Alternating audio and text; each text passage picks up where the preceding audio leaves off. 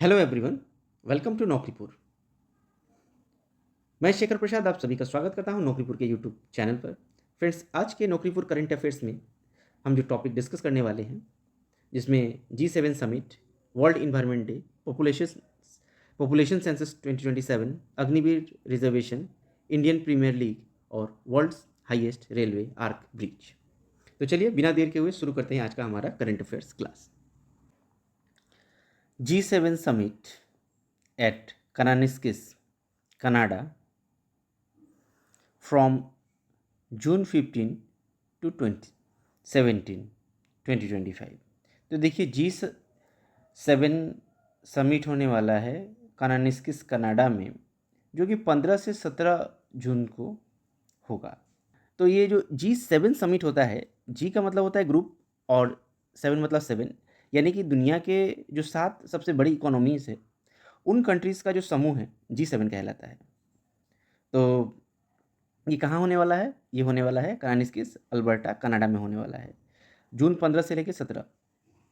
ये second time है कि कानानिस्किस जो है इस प्रेस्टिजियस गैदरिंग, यानी G7 का जो प्रेस्टिजियस गैदरिंग होता है, उसको होस्ट करने वाला है। तो इससे पहले 2002 में ये समिट कानानिस्किस में हो चुका है, और ये जो समिट है अपना 50वां जो एनिवर्सरी है G7 का, वो भी सेलिब्रेट करेगा, मनाएगा।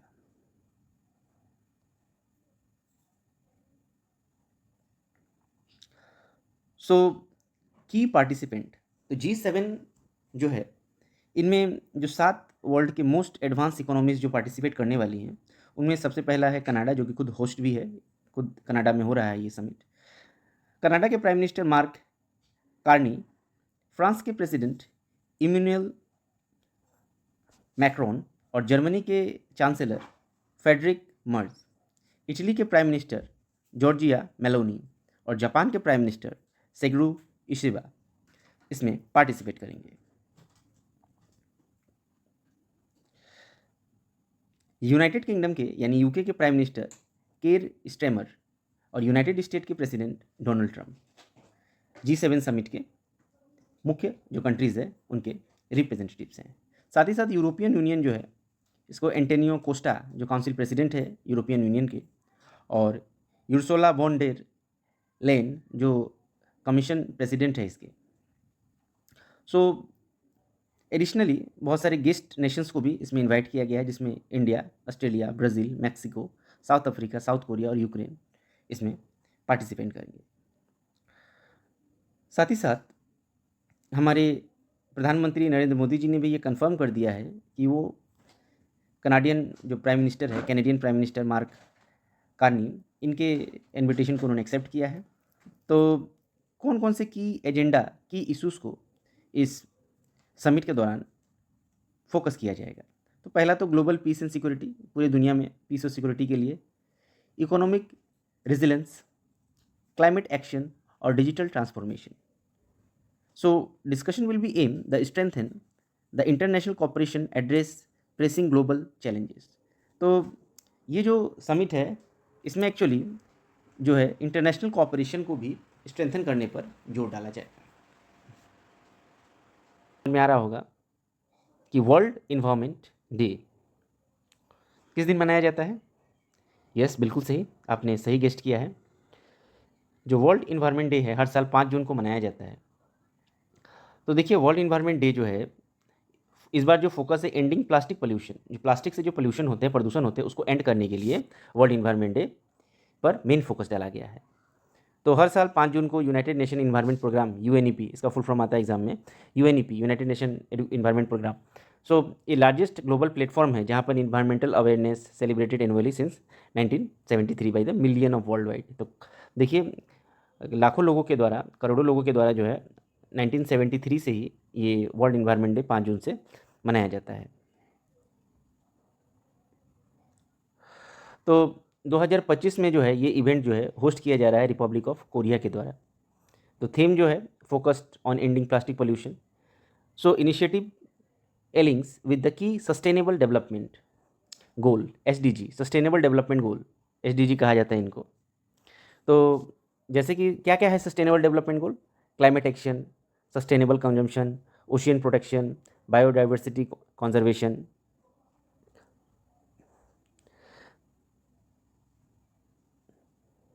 Next news, population census 2027 to face with the caste enumeration. तो पॉपुलेशन सेंसस 2027 क्या है, आइए दे समझते हैं। तो देखिए सेंसस 2027 जो है 2 फेसेस में इनोमरेट किया जाएगा with the caste data to begin in India. तो मिनिस्ट्री ऑफ होम अफेयर्स ने अनाउंस किया कि population census 2027 will be conducted into the 2 phase and will the include the caste enumeration for the first time। और पहले बार इसमें जो है cast enumeration को इंक्लूड किया जाएगा। So the reference date is set first March 2027 except for Ladakh and snow bounded areas of Jammu Kashmir, Himachal Pradesh, Uttarakhand, where it will be the October 2026। सो लद्दाख, जम्मू कश्मीर, हिमाचल प्रदेश, यहाँ पर जो है ये अक्टूबर 1, 2026 को ही ये पहला फेज़ का ये किया जाएगा और उसके बाद कास्ट जो इनोवेशन है वो मार्च 1, 2027 को इसका डेट सेट किया गया है सेंसस के लिए। तो देखिए नोटिफिकेशन जो है section 3 of the census act 1948 कहता है publish official gazette June 16, 2025 census will be follow the previous census act 1948 and census rule 1990। तो ये सेंसस एक्ट 1948 और 1990 को फॉलो करते हुए हम अपने सेंसस को आगे बढ़ाएंगे। वैसे लास्ट सेंसस जो है वो 2011 में हुआ था और हिसाब से तो 2021 में आफ्टर 10 ईयर्स किया जाता है, बट ड्यू टू द कोविड-19 पेंडेमिक ये पोस्टपोन करना पड़ा। नेक्स्ट न्यूज़ है ज्वाइन इंडियन आर्मी, देख रहे हैं जैसे बिकम एन अग्निवीर। तो क्या खास है ये अग्निवीर में? देखिए अग्निवीर के बारे में हम अपने पहले क्लास में बात कर चुके हैं। तो देखिए अग्निवीर जो है यूपी गवर्नमेंट ने अप्रूव किया है 20% reservation in the police job for Agniveer. तो देखिए यूपी उत्तर प्रदेश जो गवर्नमेंट है वो अग्निवीरों के लिए 20% जो रिजर्वेशन है पुलिस जॉब्स में वो ला रही है। तो 3 जून 2025 को उत्तर प्रदेश के गवर्नमेंट ने 20% जो रिजर्वेशन है अग्निवीर के लिए रिक्रूटमेंट में स्टेट पुलिस में और provincial arm constable PAC after their 4 year military services under Agnipath scheme.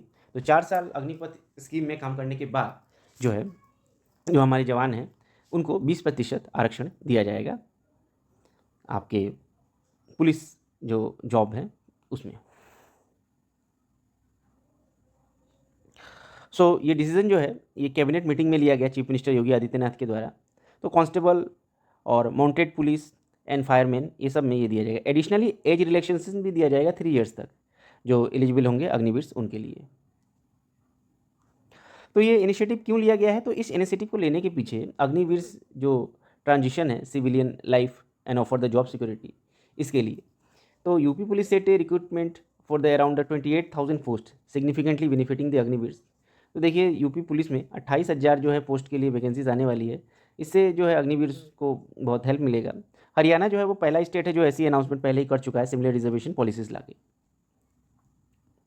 Next news है, इस पिक्चर को देख के आपको कुछ याद आ ही रहा होगा, ये सब कोर्स ये RCB की ही टीम है जो पहली बार अपना IPL ट्रॉफी रिसीव कर रही है। तो देखिए RCB wins Indian premier league IPL का फुल फॉर्म है Indian premier league. So trophy जो है वो फाइनल अगेंस्ट पंजाब किंग्स के खिलाफ खेला RCB ने और जीती। तो रॉयल चैलेंजर्स बेंगलुरु यानी कि RCB first ever Indian premier league IPL जीत रही है टाइटल जून 3, 2025 को, defeating Punjab kings PBKS by 6 run. कितने रनों से? 6 रन से पंजाब किंग्स को हरा दिया RCB ने। ये खेल कहाँ हुआ? नरेंद्र मोदी स्टेडियम अहमदाबाद में ऑर्गेनाइज किया गया था। तो RCB ने पहले बैटिंग करते हुए जो है 9 विकेटों पे 190 रन बनाए 20 ओवर्स में और कोहली जो है उन्होंने टॉप स्कोर किया 43 रन। कैप्टन जो थे रजत पाटीदार उन्होंने 26 रन का योगदान दिया। पंजाब किंग्स 11 ने बॉलिंग करते हुए अशरदीप सिंह ने, केल्स जेमिसन ने 3-3 विकेट लिए और पंजाब जो है वो आखिरी में 8 विकेटों पर 184 रन ही कर पाई।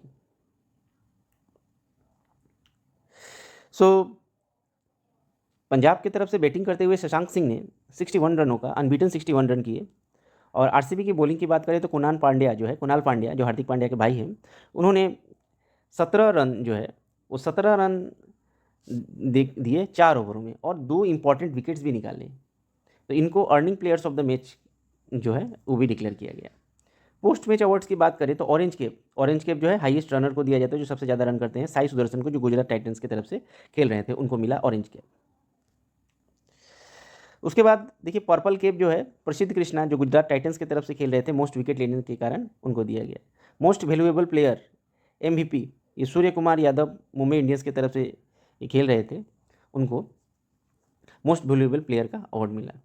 आरसीबी का कैप्टन रजत पाटीदार जो है dedicated the win to Virat Kohli. तो कैप्टन जो थे आरसीबी के रजत पाटीदार, उन्होंने इस जीत का श्रेय विराट कोहली को और उनके फैंस को दिया, crediting the team management and coach staff and to for their support. तो उनके सपोर्ट के लिए उन्हें शुक्रिया अदा किया। तो काफ़ी अच्छा ये जीत था आरसीबी का।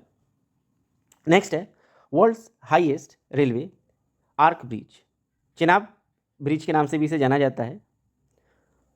टूवर्ड्स द नया कश्मीर इसका जो स्लोगन है, चेनाब नदी पर बनने वाला ये bridge.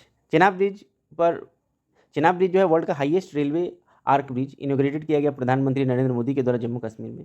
Prime minister Narendra Modi Jammu Kashmir में विजिट किए 6 मई 2025 को and laid the foundation stone and inaugurated dedicated development projects worth over 46,000 crore at Katra. तो उन्होंने जो है 46,000 करोड़ का जो प्रोजेक्ट है उसको उन्होंने डेडिकेटेड किया जम्मू कश्मीर को। Udhampur Srinagar Baramulla rail link USBRL project dedicated किया नेशन को। करीबन 44,000 करोड़ की लागत से यह जो है रेल लिंक बना है। इसकी लेंथ की बात करें तो 272 किलोमीटर से। फीचर क्या क्या है, फुल्ली इलेक्ट्रीफाइड है, 36 टनल्स यानी कि टनल्स के अंदर से ये निकलेगी और 943 ब्रिजेस को पार करेगी।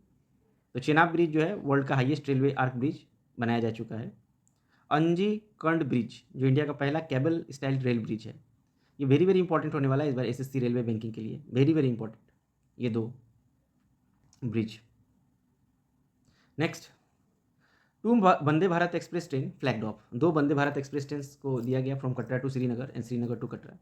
Regular services begin on Saturday, और सैटरडे से ये रेगुलर सर्विसेज बिगिन हो जाएंगी। फीचर क्या क्या है, silicone heating pads, heated plumbing to the operate the sub zero temperature, reduce the trouble time by 3 hours.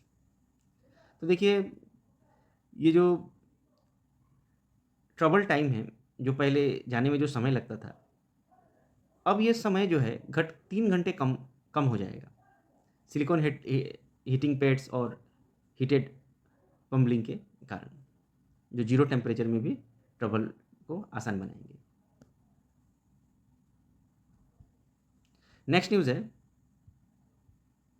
Foundation stone laid road project enhancing last mile border area connectivity.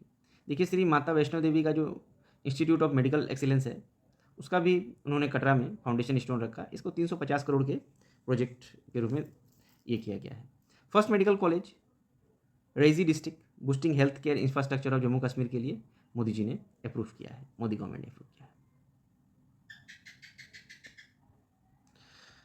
तो friends आज के लिए इतना ही। Hope जो आपको मैंने जानकारियाँ दी उससे आपको थोड़ा फ़ायदा मिलेगा। अगर आपको इससे थोड़ा भी फ़ायदा मिले, kindly like share and subscribe my YouTube channel. Thank you everyone for watching this.